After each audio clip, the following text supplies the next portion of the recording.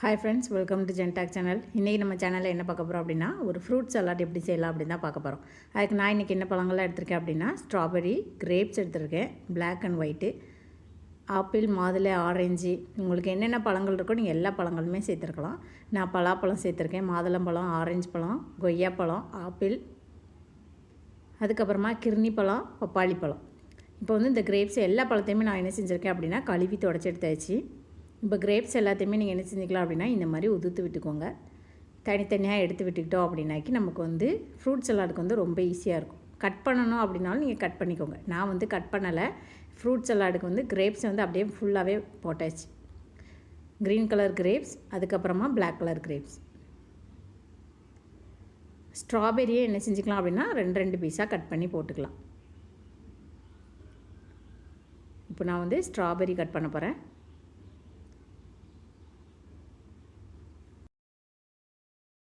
இந்த வெயில் நேரத்துக்கு வந்து நம்ம அதிகமாக என்ன செய்யணும் அப்படின்னா, பழங்கள், தண்ணி, நீர், மோர் இந்த மாதிரி நிறையா நீர் ஆகாரம் அதிகமாக எடுக்கணும். அதுமாரி பழங்களும் அதிகமாக சேர்த்துக்கோங்க. இந்த மாதிரி ஃப்ரூட் சலாட் வந்து எதுவும் ஃபங்க்ஷனுக்குனாலும் நம்ம யூஸ் பண்ணிக்கலாம். அப்படி இல்லை அப்படின்னா வீட்டிலே நம்ம வந்து கிட்ஸுக்கு இந்த மாதிரி பழங்கள் மொத்தமாக செஞ்சு கொடுத்தீங்க அப்படின்னாலும் அவங்களுக்கு வந்து இருக்கிற எல்லா பழங்களுடைய சத்தும் ஒரே நேரத்துக்கு நமக்கு வந்து கிடைக்கிற மாதிரி இந்த மாதிரி ஃப்ரூட் சலாடும் செஞ்சு கொடுத்துக்கலாம். நான் வந்து கொஞ்சம் நிறைய பழங்கள் இந்த வாட்டி கிடச்சிச்சு, அதனால் சரி வாங்கிக்கலாம் அப்படின்னு சொல்லிட்டு எல்லாத்துலேயுமே கொஞ்சமாக வாங்கினேன். பலாப்பழமும் இந்த வாட்டி கிடச்சிச்சு. சீசன் டயத்தில் நமக்கு என்ன பழங்கள் இருக்கோ அதை யூஸ் பண்ணிக்கலாம். வாட்டர்மெலன் மட்டும் நான் சேர்க்கலை.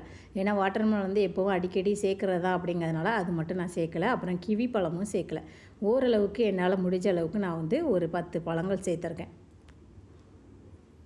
ஃப்ரூட் சலாட் வந்து ரொம்ப ரொம்ப டேஸ்ட்டாக இருக்கும். நீங்கள் இந்த மாதிரி ட்ரை பண்ணி பாருங்கள். இது வரைக்கும் செய்யலை அப்படின்னா ஃப்ரூட் சலாட் செஞ்சு பாருங்கள், எப்படி இருந்துச்சுன்னு சொல்லுங்கள். அதுக்கப்புறமா கொய்யாப்பழத்தையும் இந்த மாதிரி குட்டி குட்டி பீசஸாக கட் பண்ணிக்கலாம். அடுத்து ஆரஞ்சு. இது வந்து சாத்துக்குடி ஆரஞ்சு வந்து இந்த ஆரஞ்சு வந்து சாப்பிட்றதுக்கு வந்து ரொம்ப சூப்பராக இருக்கும். அதனால் இந்த மாதிரி ஆரஞ்சு இருந்துச்சுன்னா நீங்கள் அதையும் என்ன செஞ்சுக்கலாம் அப்படின்னா வாங்கி சேர்த்துக்கோங்க. ஜூஸ் போடுற ஆரஞ்சு அப்படின்னா நமக்கு வந்து அந்த டேஸ்ட் இருக்காது. நான் ஆரஞ்சை வந்து அப்படியே முழுசாகவே தான் போட போகிறேன். கட் பண்ணோம் அப்படின்னா ரொம்ப வந்து ஜூஸியாகிடும். அதனால் நான் என்ன செய்யலை அப்படின்னா பழங்கள் வந்து ரொம்ப அதிகமாக கட் பண்ணலை. ஜூஸியாக ஆகக்கூடிய பழத்தெல்லாம் நான் என்ன செய்யலை அப்படின்னா கட் பண்ணலை. கிரேப்ஸு, ஆரஞ்சு இந்த மாதிரி பழங்கள் எல்லாமே லைட்டாக கட் பண்ணியுமே ரொம்ப ஜூஸியாகிடும். அப்புறம் அந்த சலாடு வந்து டேஸ்ட்டு டிஃப்ரெண்ட்டாக மாறிடும். அதனால் நான் என்ன செஞ்சுருக்கேன் அப்படின்னா ஜூஸியான பழங்களை கட் பண்ணாமல் இந்த மாதிரி சேர்த்துட்டேன். அடுத்து வந்து மாம்பழமும் சீசன் இல்லை, ஆனால் பழக்கடைகளில் வந்து நமக்கு வந்து மாம்பழம் வந்து 1-2 வச்சுருப்பாங்க. நீங்கள் அந்த அன்றைக்கி மாம்பழங்களும் நான் வாங்கியிருக்கேன். அதில் ஒரு பீஸு மட்டும் கட் பண்ணி என்ன செஞ்சுருக்கேன் அப்படின்னா சேர்த்துருக்கேன். ஸ்கின் எல்லாத்தையும் ரிமூவ் பண்ணிட்டு ரொம்ப அதிகமாக சேர்க்கல. எல்லா பழமும் சேர்க்குறப்ப குவான்டிட்டி கொஞ்சம் அதிகமாகிடும். அதனால் வேஸ்ட்டாகவும் ஆகிடக்கூடாது. நம்ம வந்து இதை வச்சுலாம் சாப்பிடக்கூடாது. நம்ம வந்து உடனே காலி பண்ணிடணும் ஃப்ரூட் சலாட். அப்போ தான் அது வந்து ரொம்ப ஹெல்த்தி. வச்சு சாப்பிடக்கூடிய அளவுக்குலாம் நான் என்ன செய்யலை அப்படின்னா ரெடி பண்ணலை. அதனால் ஃப்ரிட்ஜில் ஸ்டோர் பண்ணி சாப்பிட்றதையும் நம்ம என்ன செஞ்சிடணும் அப்படின்னா தவிர்த்துடணும். ஒரு 1 டே காலையில் நீங்கள் செஞ்சீங்க அப்படின்னா மதியானத்துக்கு நீங்கள் என்ன செஞ்சுக்கலாம் அப்படின்னா யூஸ் பண்ணிக்கலாம், ஒரு ஈவினிங் வரைக்கும். அடுத்து ஆப்பிள் பழத்தையும் நான் என்ன செஞ்சுக்கிட்டேன் அப்படின்னா இந்த மாதிரி கட் பண்ணி எடுத்துக்கிறேன். ஆப்பிள் பழமும் கட் பண்ணி சேர்த்தாச்சு. அடுத்து ட்ராகன் ஃப்ரூட். இதில் வந்து ட்ராகன் ஃப்ரூட்லேயே பிங்க் கலரும் ஒயிட் கலரும் இருக்குது. நான் வந்து ஒயிட் கலர் ட்ராகன் ஃப்ரூட் தான் வாங்கியிருக்கேன்.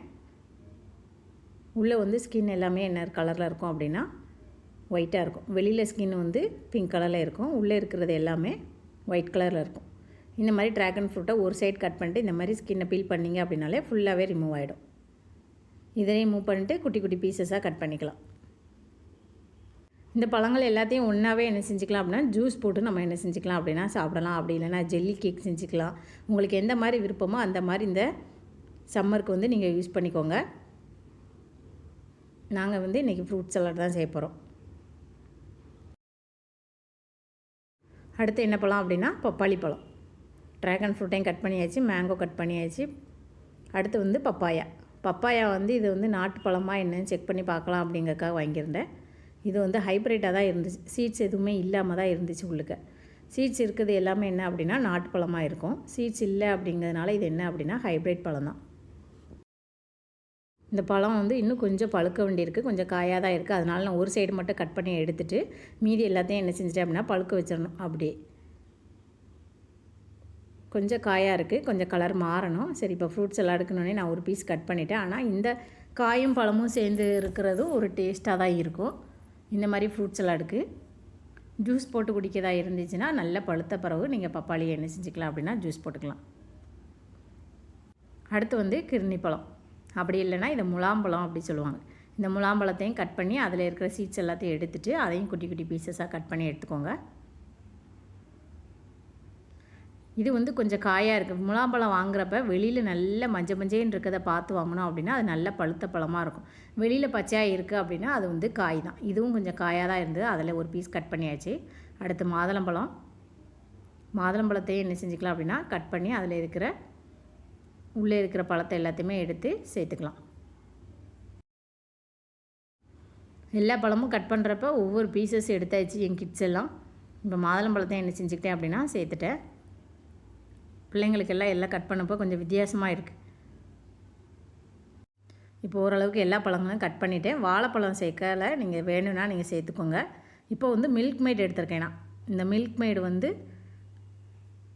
ஒரு 1/2 டம்ளர் அளவுக்கு நீங்கள் சேர்த்துக்கோங்க. ஏன்னா பழங்களோட குவான்டிட்டியை பொறுத்து நீங்கள் சேர்த்துக்கோங்க. இது வந்து நல்ல இனிப்பு இருக்கும், நல்ல ஸ்வீட்டாகவும் இருக்கும், பாலும் இனிப்பும் சேர்ந்து இருக்கும், பால்கோவா டேஸ்ட்டில் இருக்கும். அதனால் நான் என்ன செஞ்சுருக்கேன் அப்படின்னா பழங்களோட குவான்டிட்டி அதிகமாக இருக்கிறதுனால ஒரு 1/2 டம்ளர் அளவுக்கு நான் என்ன செஞ்சுருக்கேன் அப்படின்னா சேர்த்துருக்கேன். அதுக்கப்புறமா தேன் ஒரு 4-5 டேபிள் ஸ்பூன் தேன் சேர்த்துக்கோங்க. இப்போ மில்க் மேடும் தேனும் சேர்த்ததுக்கப்புறமா நல்லா மிக்ஸ் பண்ணி விட்டுக்கோங்க. மிக்ஸ் பண்ணிவிட்டு ஒரு 5 நிமிஷத்துலேயே நம்ம என்ன செஞ்சுக்கலாம் அப்படின்னா சாப்பிட ஆரம்பிச்சிடலாம்.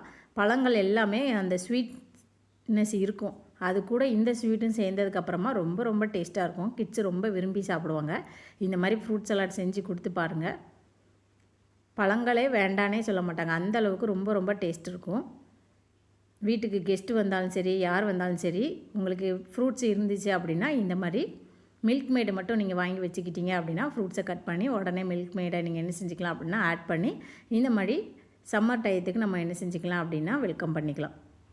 ரொம்ப சூப்பரான டேஸ்ட்டான ஃப்ரூட் சலாட் ரெடி பண்ணியாச்சு. இப்போ இதெல்லாம் நல்லா கோட் ஆகணும். கோட் ஆனதுக்கப்புறமா நம்ம என்ன செஞ்சுக்கலாம் அப்படின்னா பவுலுக்கு மாற்றிக்கலாம். பாருங்கள், இதில் போட்ட எல்லா பழமுமே நல்லா மிக்ஸ் ஆகிடுச்சு. இப்போ வந்து ஒரு 5 நிமிஷம் நான் அப்படியே விட்டுட்டேன்.